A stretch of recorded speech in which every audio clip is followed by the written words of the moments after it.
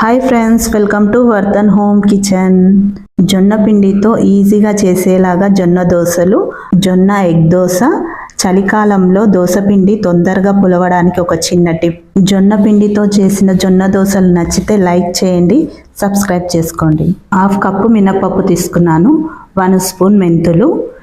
ఈ మినపప్పుని నీళ్లు పోసి ఒక 3 సార్లు కడిగి నీళ్లు పోసుకొని 1 అవర్ పాటు నానబెట్టుకున్నాను. మినపప్పులో నుంచి నీళ్ళంతా వంపేసి మిక్సీ జార్లో మినపప్పునంతా వేసి పెట్టుకున్నాను. ఈ మినపప్పులో కొద్దిగా నీళ్లు పోసుకొని మెత్తగా రుబ్బి పెట్టుకున్నాను. రుబ్బుకున్న మినపప్పునంతా గిన్నెలో వేసి పెట్టుకున్నాను. ఏ కప్పుతో అయితే మినపప్పు తీసుకున్నాను అదే కప్పుతో 2 కప్పుల జొన్న పిండి వేసుకున్నాను. జొన్న పిండిలో 1.5 కప్పు నీళ్లు పోసుకున్నాను. నీళ్లు పోసాక పిండినంతా కలుపుకున్నాను. ఉండలు అస్సలు లేకుండా పిండిని కలుపుకోవాలి. పిండి గట్టిగా ఉందని 1/2 కప్ అన్ని నీళ్లు మళ్ళీ పోసుకున్నాను. మినప్పిండి జొన్న పిండి 2 కలిసేలాగా అంతా కలుపుకున్నాను. చూడండి, దోశ పిండి ఇలా ఉండాలి. జొన్న పిండిని పులియబెట్టుకోవాలండి. చలికాలంలో పిండి తొందరగా పులియదు కనుక దోసపిండి తొందరగా పులియాలంటే దోసపిండి గిన్నె పైన ఒక బెడ్షీట్ కప్పి రాత్రంతా పెట్టేశారంటే తొందరగా పిండి పులిసిపోతుందండి. ఇది నేను తెల్లవారుజామున 5 గంటలకు తీసాను. చూడండి ఎంత బాగా పొంగిందో పిండి. ఈ పిండిని నేను రాత్రి 9:30 కలిపి పెట్టుకున్నాను. ఇలా చేశారంటే చలికాలంలో కూడా దోసపిండి చాలా బాగా పొంగుతుంది. మళ్ళీ 1 అవర్ తర్వాత తీసాను. చూడండి, పిండి పొంగి కింద పడిపోతుంటే ఇంకొంచెం సేపు వదిలేస్తే పులిసిన దోశ పిండినంతా బాగా కలుపుకోవాలి. ఈ కలుపుకున్న దోశ పిండిని సగం గిన్నెలోకి వేసుకున్నాను. జొన్న దోశ పిండిలో 1/2 స్పూన్ ఉప్పు వేసుకున్నాను. పిండి గట్టిగా ఉందని కొద్దిగా నీళ్ళు పోసుకున్నాను. దోశ పిండినంతా కలుపుకోవాలి. దోశలోకి పుట్నాల కొబ్బరి చట్నీ, 1/2 కప్పు పుట్నాలు, కొద్దిగా కొత్తిమీర, 4 పచ్చిమిర్చి, 1/2 చిప్పంతా పచ్చి కొబ్బరి తీసుకున్నాను, 1/2 స్పూన్ ఉప్పు. ఈ పుట్నాల కొబ్బరి చట్నీలో కొద్దిగా నీళ్లు పోసుకొని మెత్తగా రుబ్బుకున్నాను. చట్నీ రెడీ అయిపోయింది. ఈ చట్నీకి నేను పోపు పెట్టుకోవట్లేదు.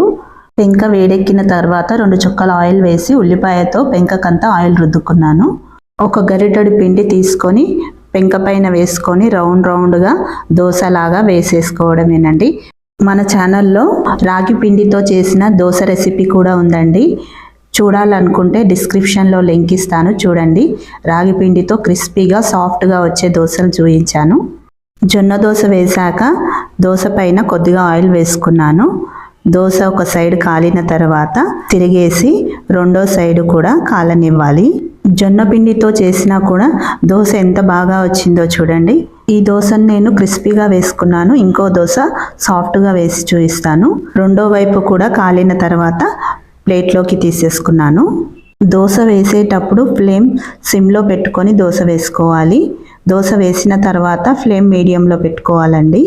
ఫస్ట్ టైం జొన్న దోశలు వేసేవాళ్ళు జొన్న దోశలు ఈజీగా రావాలంటే ఇందులో 2 స్పూన్లంతా బియ్యం పిండి కలుపుకోండి. అప్పుడు చాలా ఈజీగా వేసుకోవడం, పెంక నుంచి దోశ తీయడం కూడా చాలా ఈజీగా వస్తుందండి. లేదంటే మినపప్పు నానబెట్టుకునేటప్పుడే 2 స్పూన్లంతా బియ్యం వేసి నానబెట్టుకోండి. జొన్న పిండి దోశ వేయడం రాకపోతేనే బియ్యం పిండి కలపండి, లేకపోతే అవసరం లేదు. ఈ జొన్న పిండి దోశ రెసిపీ నచ్చితే లైక్ చేయండి, షేర్ చేయండి, సబ్స్క్రైబ్ చేసుకోండి. జొన్న పిండితో చేసే దోశలు చాలా మెత్తగా వస్తాయండి. చూడండి ఎంత మెత్తగా వచ్చిందో ఈ దోశ. కొంచెం క్రిస్పీగా కావాలంటే కొద్దిసేపు దోశను ఎక్కువగా కాలనిస్తే క్రిస్పీగా వస్తుంది. కొద్దిగానే క్రిస్పీగా వస్తాయండి.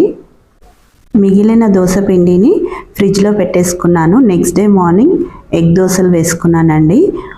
దోశ కొద్దిగా కాలిన తర్వాత ఎగ్ వేసుకున్నాను.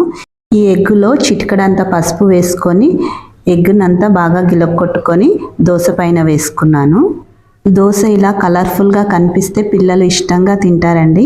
ఒక చిటికెడు కారం పొడి, చిటికెడు ఉప్పు వేసుకున్నాను. 1 స్పూన్ ఆయిల్ వేసుకొని ఈ ఎగ్ దోశను కాలిన తర్వాత తిరిగేసి రెండో వైపు కూడా కాలనిచ్చాను. జొన్న పిండితో చేసిన ఎగ్ దోశ చాలా బాగా వచ్చింది కదా. జొన్న పిండితో చేసిన దోశలు మీకు నచ్చితే లైక్ చేయండి, షేర్ చేయండి, సబ్స్క్రైబ్ చేసుకోండి.